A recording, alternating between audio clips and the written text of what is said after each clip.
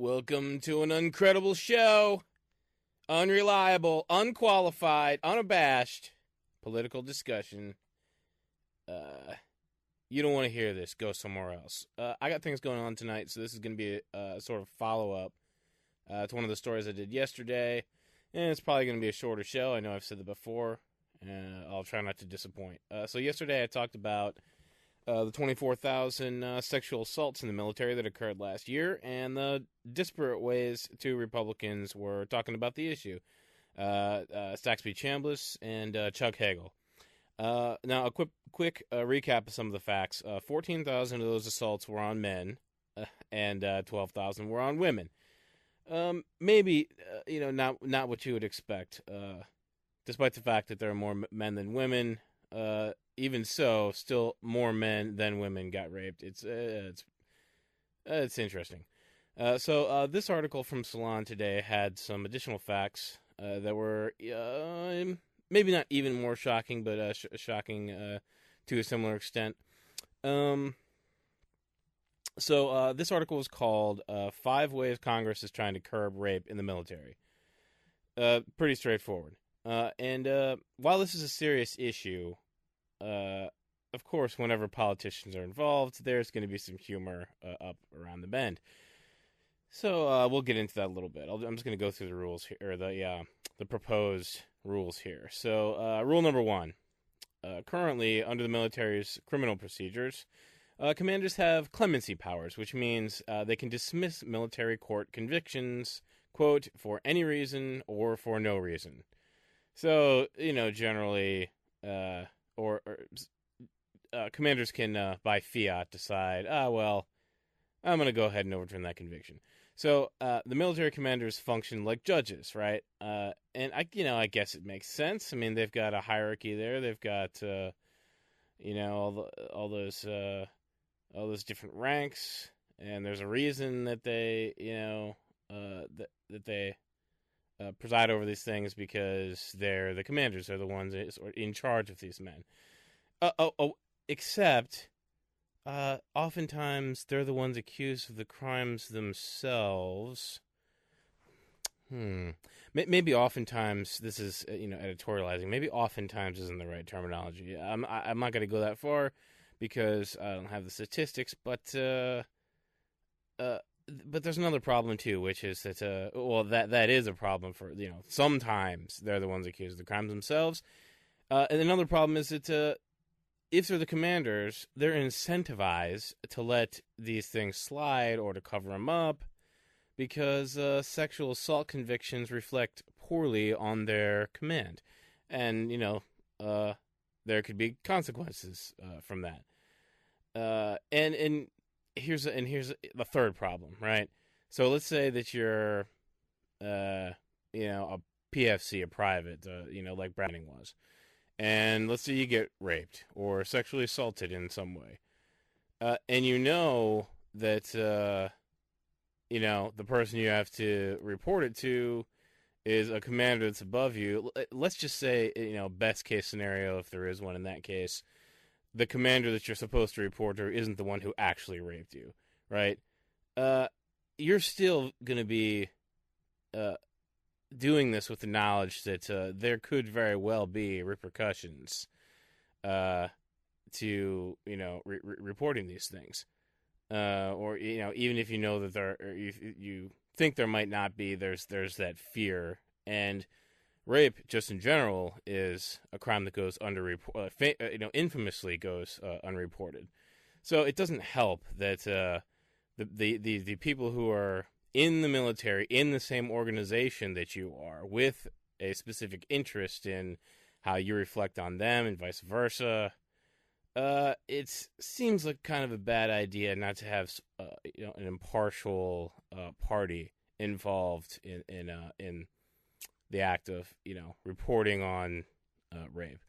So those are some problems with that rule as it stands right now. So what would this rule do?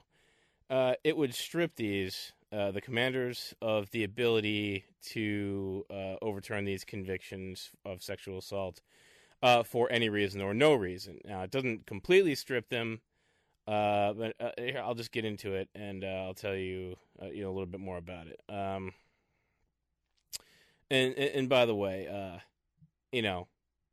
if you're one of those people who's saying, no, these are the honorable men and women of the armed forces, their actions could never be suspect. Well, yeah, I mean, I've heard those talking points too. But how about Air Force Lieutenant General Craig Franklin and Air Force Lieutenant General Susan Helms, who both threw out convictions of sexual assault without providing any reasons, by fiat. Get that, the soldiers accused had already been convicted, so they'd gone through, in front of a jury, got convicted beyond a reasonable doubt, and those guys decided for some reason that it was prudent to overturn those convictions with no explanation. And that's, as I said, that's the way the rules are now. And so how is this proposal going to change those rules? Well, Chuck Hagel, the Secretary of Defense, is in favor of stripping commanders of this ability, instead allowing them to keep the power to overturn, but forcing them to give a reason in writing. To whom they're giving the writing, and what oversight powers, whoever that person or group of people ends up being is unclear in the article. But it's something, and maybe there is. It's just it detailed somewhere, but it just wasn't in the article. I didn't have time to research it. It's an incredible show. Multiple Democrats support this rule. Even one went as far as proposing a bill that would strip them of the power to overturn entirely. So, regardless of whether they, submitted a, 3x5 card that had their reason for doing it, they wouldn't be allowed to do it at all. I tend to be more in favor of that one. I think it's a stupid idea for these people to be overseeing themselves, but, I'm a civilian, so what the fuck do I know? But Republicans, I have to ask you, where the fuck is your support on this? I went through the whole article, and with each proposal, with the exception of one of these proposals, it was all Democrats, proposing these things, and if they didn't propose them, speaking up in support of them. So where are you? I mean, do you guys like rape? Well, I mean, boys will be boys, right? I mean, isn't that what Saxby Chambliss said? I mean, maybe it's not rape. Maybe sexual assault is just like, people overreacting. I mean, it's just, you can't help these hormones. They're gonna make it. They get inside your head and make you do things. They're like the Tommy knockers. That's an old school reference. I've never even read Tommy Knockers. I don't know what I'm doing. Trying to have a little bit of fun. But seriously, though, I mean, wouldn't you think Republicans would be for cracking down on this? I mean, aren't they the law and order party, the no tolerance party, tough guys? They certainly like to posture like that. But, the truth is, of course not, because they don't care about little people. That's the reality. You can see that in all their policies. Their economic policies, their foreign policy, and you can see it here. They're about preserving power. And if you don't know that, then you don't know anything about politics, and stop listening to this show, because I'm not going to convince you, because you're totally irrational to begin with. And, there's money, too. They care about money. But, I don't see how they actually make money in this case. They do protect their powerful friends, but there actually was one senator who had outright opposed this change, right? So he wasn't just not speaking up in support or proposing bills. He was actually saying he was against it.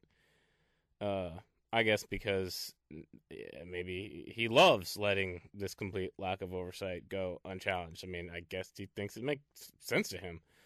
Now, I said he was a senator. I'll give you one guess who it is, and it shouldn't be too hard. Just think of like the most irrational corporatist, warmongering. There's a lot of them. Those aren't really good hints. Neither is saying he's a Republican. It's Lindsey Graham. Okay, so if you had three guesses, you probably would have come up with Lindsey Graham. I'm gonna go into rule number 2 or proposal number 2. Okay, so number 2, and this goes to the point. One of the points I made before is that from now on, lawyers would decide which assault cases are credible instead of those things being decided by what is essentially the defendant's boss, right? So it goes to that it's to circumventing that or preventing that conflict of interest that I talked about commanders and their inferiors. Now, anytime his lawyer is coming to the rescue, I know it doesn't make you want to stand up and get out your bugle and play that cavalry song or whatever the fuck it's called, but it seems common sense that whoever you give the authority to, it should be out of the commander's hands.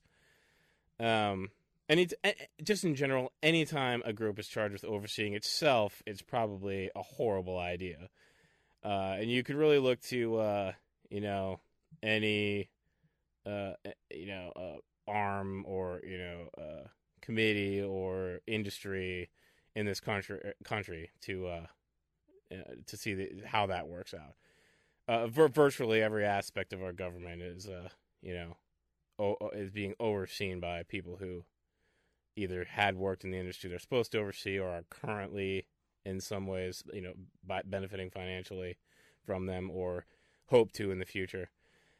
Okay, I'm going to drop that because I can go on forever on that topic. This one, the commanders are strongly opposed to. Now, why? Well, if you've been following along, the answer is not going to shock you in the least, all right? So, Army General Martin Dempsey wrote a letter to the Armed Services Committee chairman in which he said, "The consequences of such a decision would be extraordinarily damaging to the nation's security." Oh, that's the same old song. And he goes on to say, the change would, quote, "undermine good order and discipline by sending a message that commanders cannot be trusted." I would have thought that perhaps the 26,000 rapes that went on last year got that message through, as if, through a fucking bullhorn. Yeah, that's the point. You guys can't be trusted. Did I stutter? That's exactly why we're having this hearing, right? So proposal 3 would be requiring any conviction. I screwed that up. I have them written out here. It would require any conviction to be followed with a discharge from the military. I'm assuming dishonorable discharge. And I'll quote the article here. Quote, in order to explain, quote, Senator McCaskill, and I forget where she's from, actually. I think from, is it California? Has led a bipartisan effort to require that anyone convicted of rape, sexual assault, forcible sodomy, or an attempt to commit any of those offenses be discharged or given dishonorable discharge. They're okay. He says it is dishonorable discharge. Now, there was something pretty funny, curious and funny in there, right? This word forcible keeps coming back ever since the Republicans started to try to redefine rape as forcible, as if like the word rape itself doesn't imply forcible, right? So I guess in this case, if you're saying forcible sodomy, she's like trying to make a distinction that regular sodomy would be okay, given Republicans' insistence that sodomy in all cases is unacceptable. Maybe that's a smart thing. I mean, if that language gets into whatever bill they pass, then it sort of prevents anyone from being able to claim that regular sodomy could be considered a cause for dishonorable discharge. Okay, it's a little bit ridiculous that she has to include forcible sodomy because I mean anything that's forcible should be considered rape. But whatever. I mean you got to do these things when you're dealing with the Republicans sometimes. Lieutenant General Richard C. Harding of the Air Force. Why are all these guys from the Air Force? Is this a hearing specifically about the Air Force? Because, you can't tell me. I'm the one who's supposed to know. I'm reporting this stuff, right? Well, it's an Uncredible show, as I've said, and said again. But, I mean, as far as I could tell, the 26,000 people who got raped weren't all from the Air Force. But, I mean, all of these dudes who are objecting to this are from the Air Force. It didn't... I seem to recall hearing at one point that the Air Force was, I think it was an atheist who said, some atheist who used to be in the Air Force said something along the lines of, if you weren't a Christian, you damn well learned how to pretend to be one, and quickly, or something along the lines. The Air Force is notorious for being,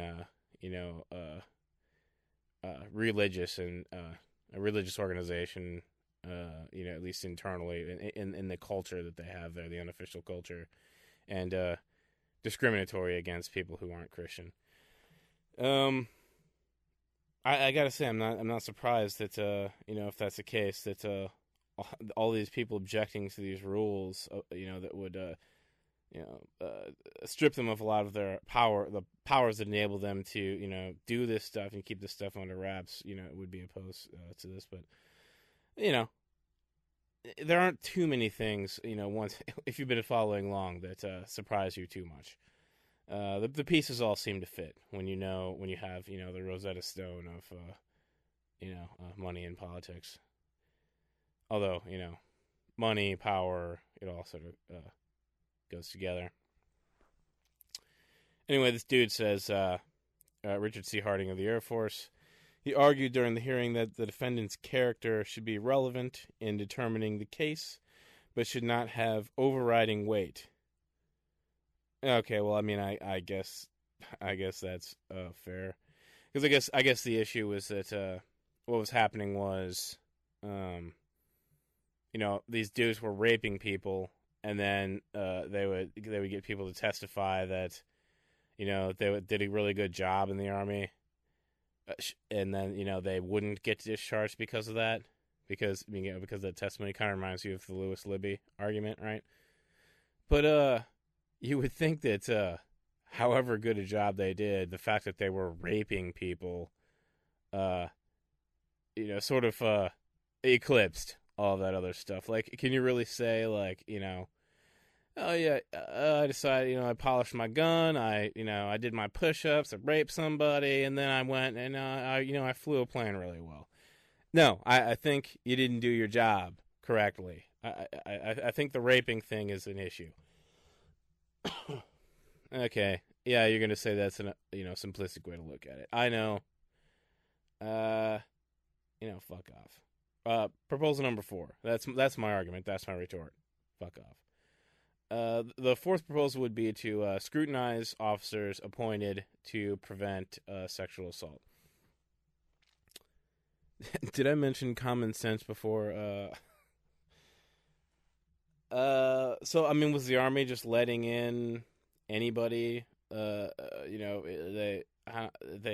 Anybody who showed up without any kind of oversight? Is that what's going on? I mean, it seems the scrutinizing thing should be built into the rules of enlistment, I would think. This is what we might call a no-shit proposal, or if you're from the 90s, it would be a no-duh proposal, right? Scrutinize the people. But this rule is specifically geared toward, in fairness to these people, to the people who are charged with preventing sexual assault in the military. Now, I think the reason this probably got proposed is because in the last month, there have been not one but, and I'm quoting from the article now, not one but 2 instances of soldiers working in sexual assault prevention and response who were charged with sexual assault themselves. One was the chief of, again, the Air Force's Prevention Office.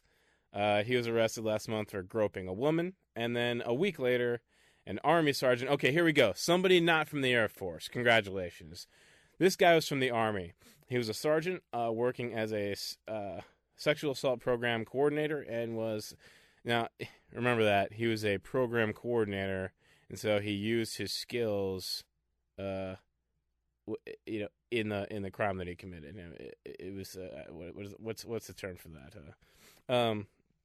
He was arrested on multiple accusations of sexual abuse and for running a prostitution ring. That is awesome.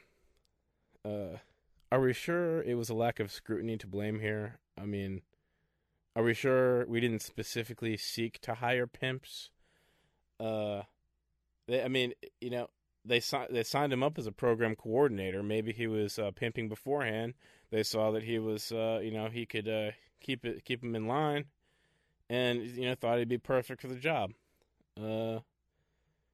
Maybe it's one of the effects of the lowering standards of admission to the enlistment that we've been experiencing in recent years. Although, correct me if I'm wrong, haven't those become more strict since we haven't the war in Iraq? We haven't had surges and as many escalations in recent years, or is the media, or are we already having escalations? The media isn't covering it. I don't know. Anyway, yeah. So a pimp running a prostitution ring. That's great. And now Hegel comes down on the right side of this as well. And why? The reason I think Hegel's coming down on the right side of all of this is because of the strong language, and not just the strong language, but the strong actions. I mean, Republicans, as I've said, are nowhere to be found, and one of them even wants this stuff to these rules to continue the way they do, the current rules. But Hegel demanded that all officers in the service's sexual assault prevention and response branches should be immediately retrained, rescreened, and re-credentialed. So, sift through the garbage and, keep the stuff that's worth keeping, get rid of the other stuff. Hegel to the rescue, again. Which is good. It kind of sounds like they were running an Uncredible show there. I regret making that. Can you call it a joke? I didn't even think it was funny. That was a fake laugh. So, proposal number 5. Make it easier for sexual assault victims to access disability benefits. Quote, under the proposed law, veterans would only have to show that they are diagnosed with a mental health condition that stems from military sexual assault. Well, what the hell else are they supposed to do right now? It's not good enough for them to get diagnosed, which, by the way, means from a medical professional that they were sexually assaulted with a disorder. It makes me think of, we really do have a rape culture in this country. I know one of the hosts of the Young Turks chooses to do a lot of stories about rape, and she refers to our culture as a rape culture. And some of the evidence, they talk about their kids putting on videos and pictures online of rapes they've done, and even while they're raping, they post videos and pictures of the rapes themselves. There's leniency on their convictions. I believe the Steubenville rape case is the best example of that. There's the slut shaming of the victims who got raped. Instead of, I think, wasn't it CNN who, when it did the coverage of the conviction of the Steubenville rape case, the guys who did the rape, the focus was on how it ruined their lives and they ignored the victim or something. There's the right wing, fuck faces like O'Reilly saying that so-and-so shouldn't have been dressed like she was. And it's a rape culture. It's a sickness. God damn it. What century do we live in? It's sick, man. I didn't want to end on that note. But I don't want to go on any longer either because I got stuff I got to do tonight. Well, I mean, at least there are some Democratic and some few Republicans who are taking this seriously enough to, take some action. And Hegel, you're my dog. All right, well, That's long enough for today. Gotta go. All right, peace.